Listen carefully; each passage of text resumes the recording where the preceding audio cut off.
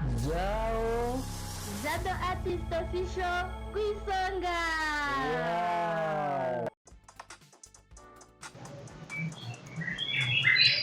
kwayura Nyakata.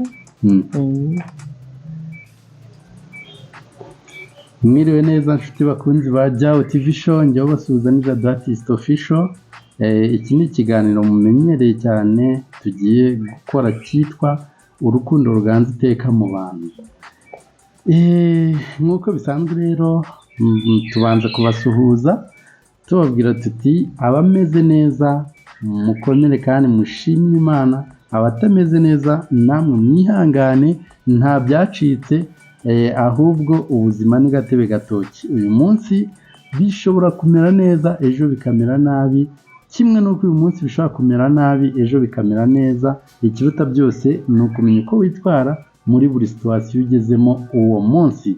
Njyewe rero nk'ibisanzwe ni Jado Artist Official, nkaba ndi kumwe Na Margarita. aha uyu munsi rero dufite topic igira iti kubera iki ku cyaha cy'ubusambanyi hakunda kugaragazwa umugore wenyine kandi aba yagikoranye n'undi muntu byanze bikunze.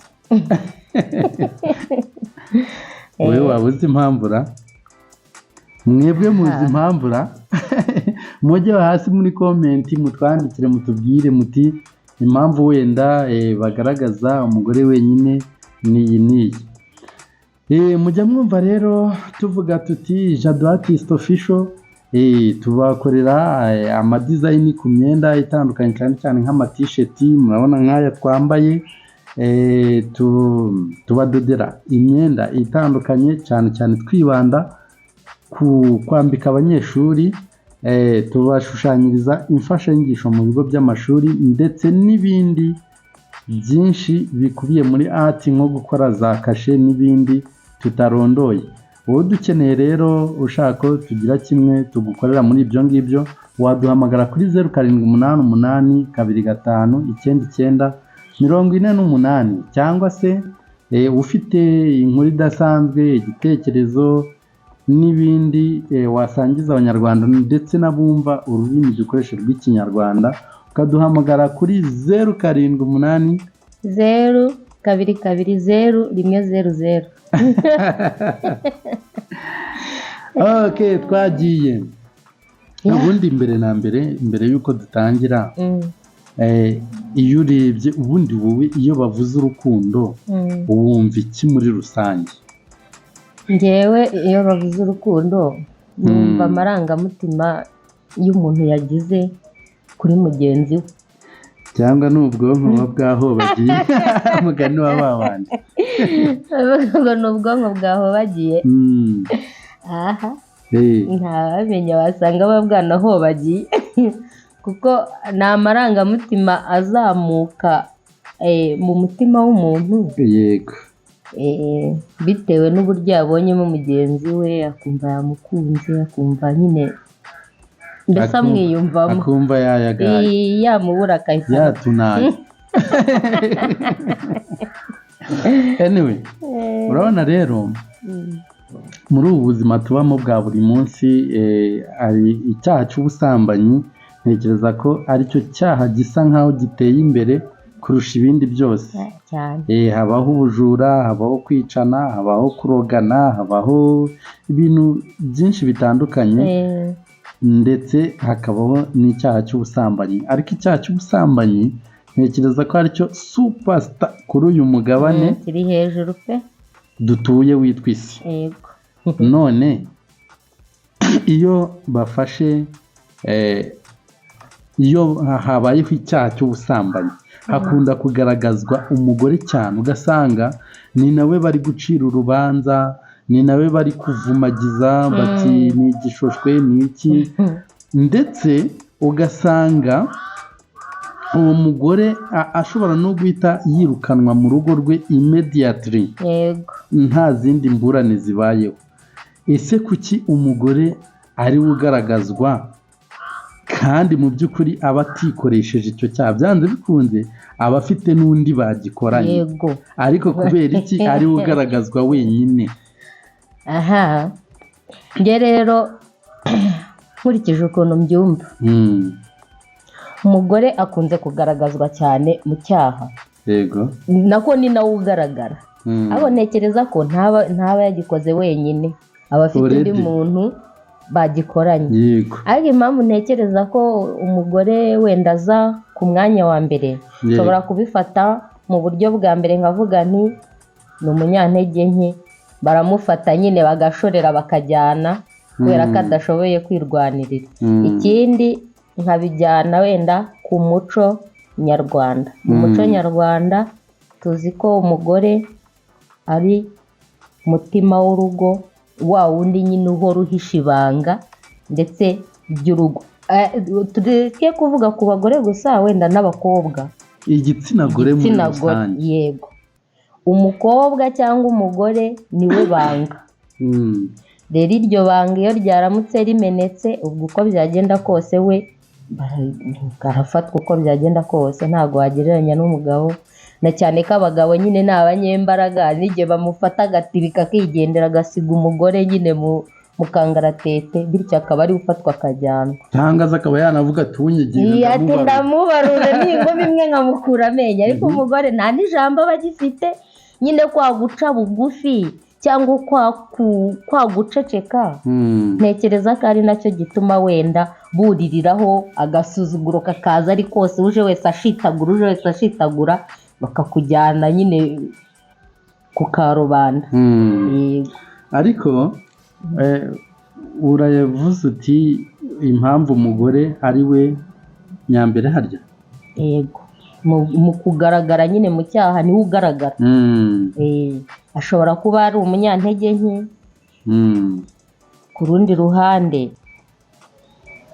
yego ku rundi ruhande mbere na mbere ni umunyantege nke aho yafatiwe bahita bamujyana wari uvuze dusubiye inyuma gato waravuze ngo mu muco nyarwanda ariko iyo urebye usanga atari mu muco nyarwanda honyine reba nk'hariya muri bibiliya bavuze ngo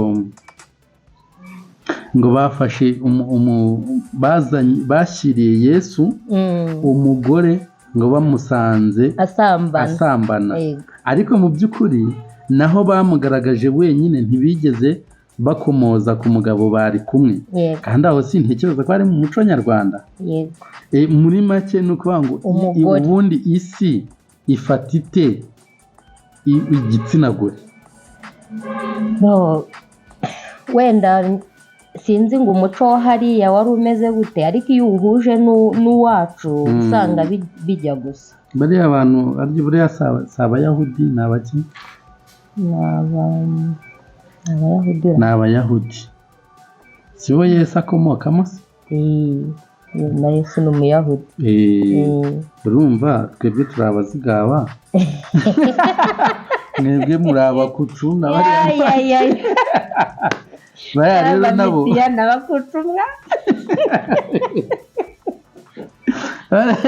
bariya rero nabo ni abayahudi oke twikomereze ubwo rero tubonye ntabwo ari mu muco nyarwanda gusa ahubwo isi muri rusange ifata ite umugore njye ntekereza ko umugore muri rusange niba namufata ngereranyije ukuntu biba bimeze yego ni umuntu usuzuguritse none se koko ni umuntu usuzuguritse ugiye ku ruhande rwanjye ako kantu gasobanuye neza abantu bakumve umugore utanga umuryango umugore utuma abandi bantu babaho natwe twese twabayeho kubw'umugore yego urashaka kuvuga ko uwo muntu asuzuguritse impamvu mbyise ko umugore yaba asuzuguritse mu by'ukuri icyo cyaha ntiyagikoze wenyine yewe banabaguye gitumo ari n'umugabo bari babiri barangije umugore kubera ko nyine babona ko ntacyo ashoboye ntashobora guhagarara ngo afore n'ingumi cyangwa afate ikintu bati ndakwereka nongera imbere bagafata bakajyana ariko umugabo iyo ahagaze hariya ushobora no kugira ngo wibeshye ungere imbere akigira intare yesi wibeshye ungere imbere ubundi urambaza iki iyo avuze ati urambaza iki bahita bakurubana iki wa mugore ugasanga umugore, niyo mpamvu mwise ko asuzuguritse, uje wese ashobora no guterura akajyana kuko ni za ntege nke nyine, ariko njye n'akarengane yakajyamo. ntabwo ndi bwumve ko ari ukuba asuzuguritse, ahubwo ubwo ndumva ko umugore ari umunyamahoro nyine adashoboye ashobora no kuba n'ayo mahoro atayagira, ashobora no kuba yakivugira, ariko kubera za mbaraga nke ziwe afite atabasha guhangana, n'ubundi bikaba ari ngombwa yuko bari bufate uko bashaka bakajyana. Ubu umuntu w'umugabo wagenda n'umugore mugenzi we yamushorera akamujyana, ariko nta mugore washorera umugabo, cyangwa nta mugabo washorera mugenzi we, kuko bose niba banganya imbaraga. Akavuga ati ndagukubita, cyangwa akiruka akanigendera, kandi nta mugore wiruka ngo asige abantu. Oya, hari abagore biruka we, nakiruka yagira ntaho yarenga. Urukundo ruganza iteka mu bantu, inshuti bakunzi ba Jyaho TV show, ese aho iwanyu urukundo ruri kuganza iteka cyangwa se byaranze? Niba ruri kuganza iteka ni amena, niba rutari kuganza iteka mutwandikira hasi muri komenti mutubwire ikintu kiri kubitera. Ese muremeranya na Marigarita, umugore baramufatirana kuko asuzuguritse, cyangwa se muremeranya nanjye uvuga ko abagore ari abanyamahoro bacisha make nyine nta ntambara bagira? baratubwira kuko aho hantu harimo ibintu bibiri, ashobora kuba asuzuguritse cyangwa ari umunyantege nke. Ibintu bibiri byombi bishobora kuba byo. Okay, Marigarita, ndakubaza ikindi kibazo. Kuba umugore ari umunyantege nke cyangwa se asuzuguritse, wenda nk'uko uri kubivuga, urabihuza gute n'umuco? Twamaze gusanga mu muco nyarwanda nyine umugore adahabwaga, ariko uyu munsi se niko bimeze? Reka tuvuge rotapasi, ntabwo umugore yahabwaga agaciro nk'umugabo. Yego, ariko uyu munsi ntekereza ko hari byinshi byakosotse. None ariko n'uyu munsi ntekereza ko kuri icyo cyaha cy'ubusambanyi still haracyagaragazwa umugore ariko uwo babikoranye ntagaragazwe. Biragaruka ku muco nyarwanda no mu yindi mico y'ahandi, kuko twabonye no mu Bayahudi ari uko byagiye bigenda. Urabihuza gute n'imbaraga nke z'umugore? Urahuza ibintu bibiri, umuco n'imbaraga nke z'umugore. Ubundi ubusanzwe mu muco wenda ni hose, kuko twabonye ko haba aho ngaho twarebye mu Bayahudi, haba no mu Rwanda turimo, dushobora kureba tugasanga iyo mico ijya gusa. Noneho mu muco nyarwanda tuzi ko umugore ni umutima w'urugo.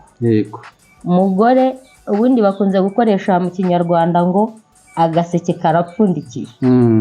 Noneho mu muco tuzi neza ko ako gaseke gapfundurwa na nyirako ukagenewe.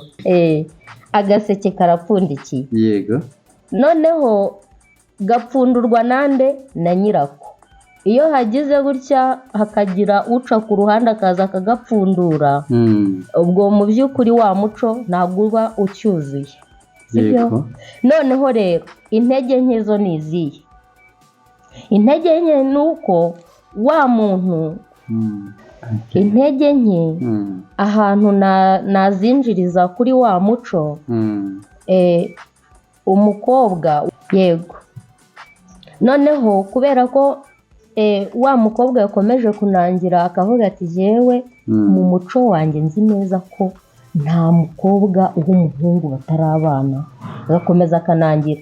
Tipe nawe agakomeza agatitiza, nzamutwara gahoro pakamugezeho. Noneho intege nke ziva hehe rero? Ziva kuri wa muntu igihe avuze yego, umugore yavuze ati yego ndabyemeye, noneho kubera icyizere, kubera icyizere yagiriye wa muntu, yakomeje kumwereka kote positif gusa ndetse ziranamwinjiyemo akumva ko wa muntu atakimubeshya arimo amubwiza ukuri ugasanga byinjiriye muri ubwo buryo ari umuco ugasenyuka ndetse na wa mugore akisanga bwa bukakara afite bwo kwihagararaho burangiye bityo ugasanga nyine intege nke ze zigaragariye kunyuze kuri finali. Ibyo ndabyumva, umuco urapfuye, yego, ariko mu by'ukuri mu gupfa abawishe ni abantu babiri, sibyo? Yego.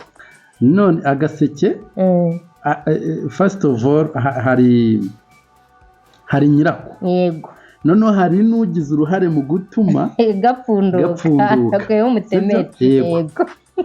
Noneho habayeho wenda ikibazo, barafashwe, yego, bafashwa ari babiri mu cyuho, noneho rotipe kubera ko ni igisumizi afite imbaraga, aratibitse, arirutse, wenda arabacitse. Umukobwa kera tujya twumva n'amakinamico ya ba Uwera batwaraga inda z'indaro, niko bazivugaga, bakajya kubohera muri za Rubyiro n'ahandi, sibyo? Nyamara rotipe wagize uruhare mu gutuma yandi ijyamo, we aba ari aho yidegembya nta n'umuvugaho. Yego. Ibyo bintu aho ngaho haburaga iki? Cyangwa n'uyu munsi niko bikimeze ubu? Oya, ubu ntabwo ariko bikimeze, kuko hariya ntekereza ko n'uwabisesenguye nyine respect pe, uwabisesenguye yabonye harimo akarengane. Yego, haburaga iki kugira ngo justice ibeho nyine? Icyaburaga rero ni kwa kwishyiramo ibintu, akumva ko ibyo bintu bitagomba guhinduka. Niba bavuze bati ni umuco, nta mukobwa ugomba kuryamana n'umuhungu atarashaka, yego, bagashyiraho n'iki n'umurongo ngenderwaho, uwo tuzafata bizagenda gutya. Bawushyiragaho ku bakobwa kuki abahungu se? Abahungu nta kimenyetso kigaragara ko nyine ibyo bintu yabikoze. Ushobora no kwiruka akagenda agahita ahindura imyenda akagaruka muri karabaye avuga ati habaye iki. Ariko umukobwa kubera ko yafatiwe mu cyuma ntiyashoboye kwiruka, ntabwo yashoboye kwiruka, nyine bamufashe baramugumana, ni za ntege nke na ka gasuzuguro nahereyeho mvuga. Yego. Ubwo rero impamvu mvuga ko uwo mukobwa n'ubundi uko byagenda kose icyaha kiramuhama, kuko ibimenyetso simusiga aba bifite. Ugiye kumbaza ngo ni ibi? Marigari, ubwo mpise nibaza, ntushobora gusanga impamvu igitsina gabo wenda batashyirwaga mu majwi ari uko bashyizeho umurongo ngenderwaho ku gitsina gore, ariko abagabo ntibabavugeho. Ahanini urebye ubundi mu buryo bwiza ni uko bombi bagakwiriye kujya mu gatebo kamwe, ariko kubera ko umugore hari ibintu basetinze bakavuga bati umugore ntagomba kurenga ahangaha. Urugero, nta mugore wagendaga ngo agende wenda ku gasantere bwo n'imbere gatembere mu muhanda saa 12 z'umugoroba n'imbere ku bwacu. Icyo gihe byari bibujijwe, bakavuga bati nta mugore ugomba guhagarara hariya kuri podium. None uyu munsi barara no mu kabari. Mfasha cyane. Nta mugore bakajya ku ruhimbi bakabwiriza cyane, bakabwiriza ibyo bintu byari. Iyo kirazira rero yaciwe n'iki? Iyo kirazira ni uko barebye bakabona nyine umugore yasigaye hasi, nyine nta jambo, kagasuzuguro nakubwiye n'ubundi yari asuzuguritse, uko byagenda kose yari asuzuguritse. None se buriya reka twibaze, ndabizi nta gisubizo kiri niyo turi bubone, ariko twibaze ko ku bwa Yesu abafite Bibiliya basome muri Yohana 8 umurongo wa mbere kugeza umurongo wa 11, barasangamo iriya nkuru y'uriya mugore bazaniye Yesu bamufashe asambana. Baraza kumvamo ukuntu Yesu yababwiye ati uwo utaragerageza gukora icyaha namutera ibuye bwa mbere. Bose bikarangira bagiye urusorongo. Iyo nkuru yo muri Bibiliya ko yabayeho mu myaka yashize, kuki itahumuye abantu kera kose ngo bumve ko ubutabera ku bantu babiri ari ngombwa? Niba umugore bamufatanye n'umugabo ko batamufashe yikinisha cyangwa yisamba ari wenyine ngo babifate nk'icyaha, kuki batazanaga bombi ngo babacire urubanza bombi bari kumwe, bawera bakarinda kubohera muri Rubyiro? Ari muri Rubyiro ni muri Rubyiro kandi abo babikoranye bagasigara. Kuki batahumutse amaso kare kose? Kandi Yesu yari twavuga ko ari nkaho yari yarabahaye umurongo wo kugenderaho. Rero igihe ni cyacyo. Ntekereza ko ku ngoma ya cyami byari itegeko, baravuga ngo ndategetse ngo, bivuze iki? Ubundi nta muntu, umwami ntiyabaga yafata umwanya ngo ashyire hariya abayoboye abagisha inama wenda bamuha ibitekerezo, ariko kuri uyu munsi ho bamena hari ibitekerezo bikisuka bivuye mu mitwe y'abantu batandukanye, hakabaho kugira gute kwanariza bagafatamo ikintu kimwe. Impamvu rero mvuze ngo igihe ni cyacyo, bishobora kuba wari buze gusesengura iriya nkuru yari ataravuka, wenda akaba yaravutse muri iki gihe, avuga ati uko byagenda kose iki gihe habayeho akarengane, ngendeye kuri ibi reka mbihe umurongo wa nyawo mbigorore. Ariko na n'ubu ntabwo biragera ku rwego rwiza, kuko haba mu ntuze mu mategeko, haba mu nsengero, nta mugabo njye mbona batera ibuye ngo wasambanye. Oya, keretse uwo bafatira bakamugumana ntiyinyuruguture ngo yiruke. Nta mugabo usambana, hasambana abagore kuko nibo bafatwa. Tuti bakunzi bajyaho mujye aho ngaho muri comment section mutubwire namwe uko mubyumva. Ese muri iriya myaka, ko ntekereza ko ari imyaka ya kera, mwebwe murabyumva muti? Ni iki cyatumye abantu badahumuka amaso ngo bashyireho umuco hakiri kare, abagore bareke gukomeza kurenganywa? Na cyane ko nta mugore utereta umugabo, abagabo nibo batereta abagore, bikarangira babagushije mu cyaha, mu mutego. Yes, uko wabivuga kose, kuko ntabwo nabura kubyita icyaha, kuko n'ubundi byandikwa ko ari icyaha. Uko n'izina ryabyo ubwabo ngo gusambana, nta urugo rw'umugabo n'umugore ntibasambana, urabizi. Ubwo abahuriye iyo ngiyo rero bo baba bagize gute? Baba basambana. Ariko buriya icyaha rero nka Yesu we ntushobora gusanga n'ubundi biriya bintu yaremeraga ko bibaho, sibyo se? None se ko atahise avuga ngo uwo mugore bamwice cyangwa bamutere amabuye, ahubwo akavuga ati utaragerageza gukora icyaha namubanza ibuye. Ubu ntiyari asanzwe abizi ko twari utuntu nyine abantu bakora dusanzwe. Yes, njyewe ntabwo mbyumva kimwe nawe. Impamvu tutari bubyumve kimwe, hari impamvu Yesu we baje bazi neza ko biteguye ko mu muco bundi baravugaga bati umuntu nafatwa asambana nta mabuye, ni ukumutera amabuye. Noneho batariko mbere yuko tubikora reka tumushyire umwigisha, aba ari umucira urubanza, dore ko ari nawe ufite ijambo nyine riri bwumvikane vuba. Noneho Yesu hari ahandi hantu muri Bible, nubwo ntahibuka neza, handitse ngo nazanywe n'abanyabyaha. Ntabwo nazanywe n'abeza, naje kureba gucungura abanyabyaha.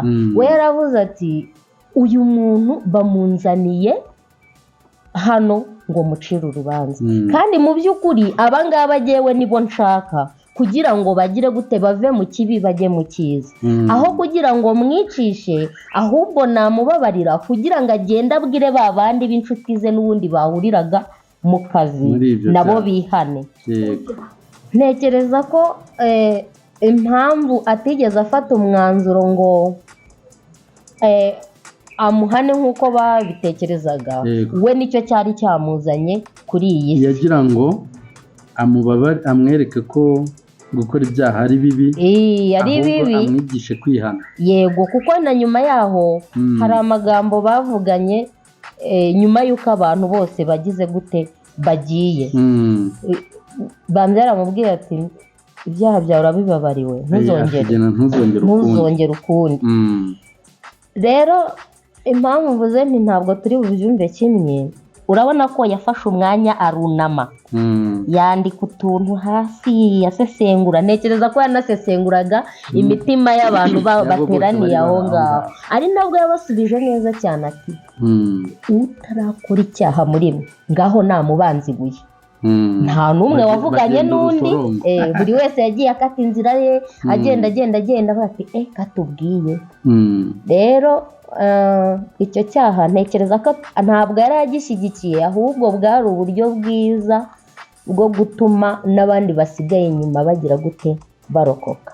Hanyuma rero kumuzana wenyine, none se buriya wabwirwa n'iki aho babafatiye? Ni uko bavuze ngo bamufatiye mu cyuho, bivuze ko yari akiri mu gikorwa. Yari akiri mu gikorwa, wasanga baranamuzanye n'igikorwa kitarangiye nyine. Deja urumva bari bari kumwe, yaratiritse ariruka arigendera, kuko ntawe twabonye, nta n'uwe tuzi. Ibikanzu abitwara mu kirere, cyangwa se buriya bambaraga amapantaro. Wapi nta pantaro ntayo.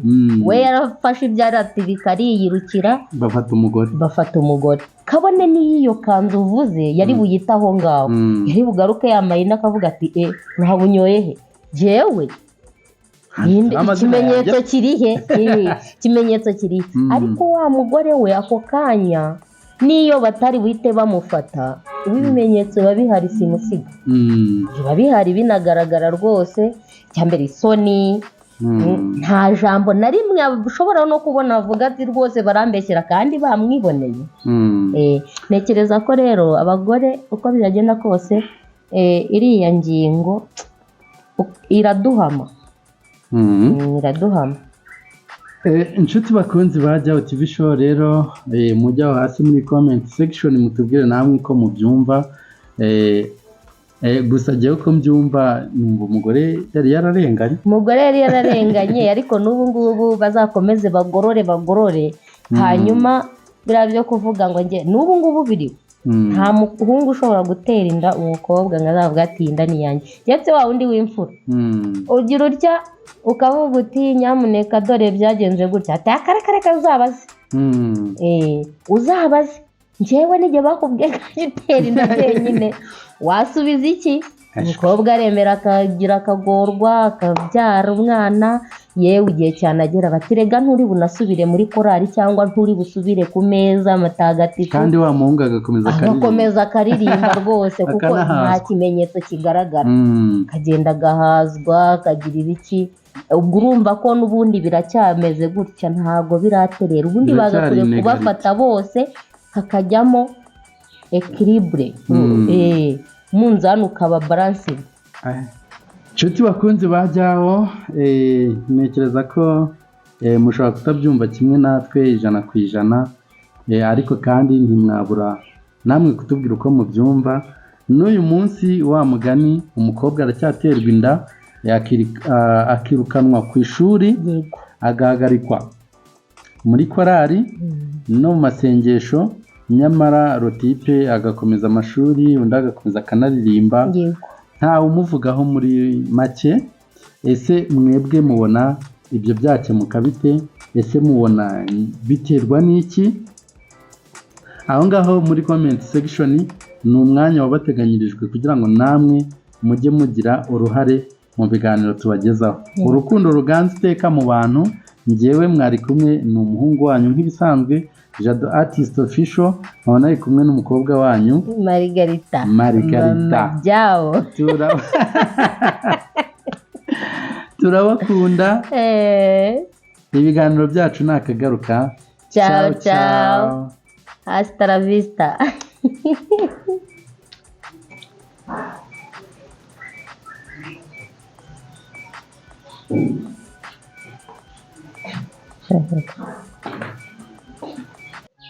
Jao Jado Artist Official ku isonga.